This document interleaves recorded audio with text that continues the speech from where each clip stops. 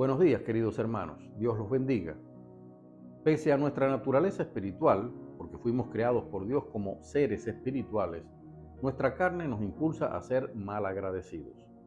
Eso explica que muchas personas, incluidos hermanos que han reconocido a Cristo, se acercan a Dios solamente cuando necesitan algún milagro, cuando desean que sus problemas terminen, cuando están urgidos de que algunas puertas se les abran. Entonces, se lanzan a los pies de Dios con una obsesión realmente admirable, reconociendo que nada lograrían si continúan solos en esos caminos. Y ahí Dios actúa.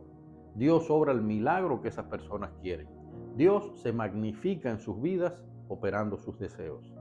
Y es lógico que Dios actúe así, porque Dios mira al corazón de esas personas y al menos en esos momentos, allí en el corazón, Dios encontrará esa sinceridad de alguien que reconoce que necesita su ayuda.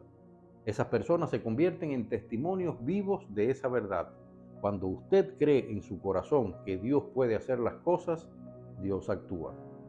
Pero debemos reconocer que tristemente la mayoría de esas personas que han visto a Dios obrar de modos maravillosos, concediéndoles incluso deseos que nadie imagina que puedan ocurrir, la mayoría de ellos, una vez que reciben el milagro, se van olvidando de Dios, aparcan su fe y se dedican a vivir sus vidas, disfrutando de los milagros que nuestro Padre Celestial les concedió.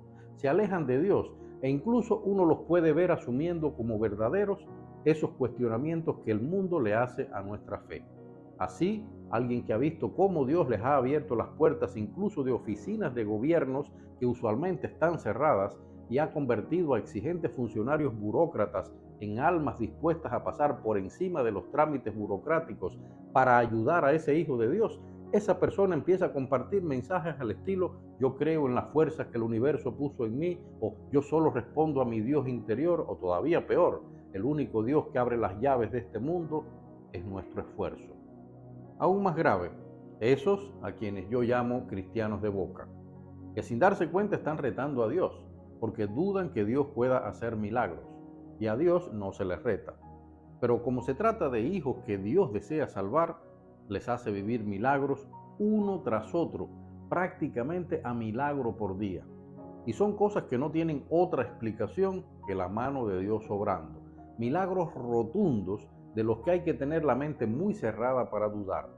Y sin embargo, uno los ve decir apagadamente: sí, es Dios, pero siguen quejándose, siguen pensando a ver cómo me va, y sobre todo, siguen sin hacer lo que deberían hacer: correr a tirarse a los pies de Dios y agradecer con un verdadero corazón derramado a los pies de Jesucristo y aferrarse a esa fe poderosa que les ha demostrado su verdadero poder. Olvidan demasiado fácilmente esa bendición profunda que leemos en Proverbios 3, versículos 5 y 6. Confía en el Señor de todo corazón y no en tu propia inteligencia. Reconócelo en todos tus caminos y Él allanará tus sendas. Lo que les sucede es que se han acercado a Dios solamente porque necesitan el milagro. No han tenido un verdadero encuentro con Dios, porque quien tiene un encuentro con nuestro Padre jamás duda de su poderío y majestad. Ellos viven por lo que ven, creen en Dios por lo que ven y por eso su fe es débil. En la carta segunda de Pablo a los Corintios hay una norma de comportamiento cristiano que no podemos olvidar. Allí, en el capítulo 5, versículo 7, leemos: vivimos por fe, no por vista. Y cuando se vive por vista, es decir, cuando se cree solo porque vemos el milagro, no creeremos jamás en ese consejo que nos da el rey David en ese hermoso Salmo 37, versículos 5 y 6. Encomienda al Señor tu camino, confía en Él y Él actuará. Hará que tu justicia resplandezca como el alba, tu justa causa como el sol de mediodía. El destino final de muchas de estas personas, repito, la mayoría son hermanos que han entregado sus vidas a Jesucristo, al menos de palabra. Su destino final es bien triste, porque Dios, a pesar de su inmensa misericordia, se aleja entristecido. Nunca les hará mal, porque los ama pese a que no lo merecen. Nunca les enviará un castigo que no puedan soportar, a menos que su pecado sea tan terrible que así lo merezcan. Pero Dios deja de hacer milagros. Está ahí, sin dudas, mirando a ver qué sigue, contemplando cómo esos hijos suyos que han conocido su bendición deciden asumir el libre albedrío y probar suerte lejos de la cobertura magnífica y amorosa de sus alas. Lo terrible y triste es que entonces, cuando esas personas dejan de recibir los milagros y las bendiciones de Dios, escuchemos bien, porque ellos decidieron actuar en sus propias fuerzas después que Dios los bendijo profundamente, entonces se lanzan a quejarse. Dios me tiene abandonado, Dios no me bendice, Dios no debe existir porque yo estoy siguiendo un plan suyo que Él bendijo y ahora ya no veo su bendición por ningún lado.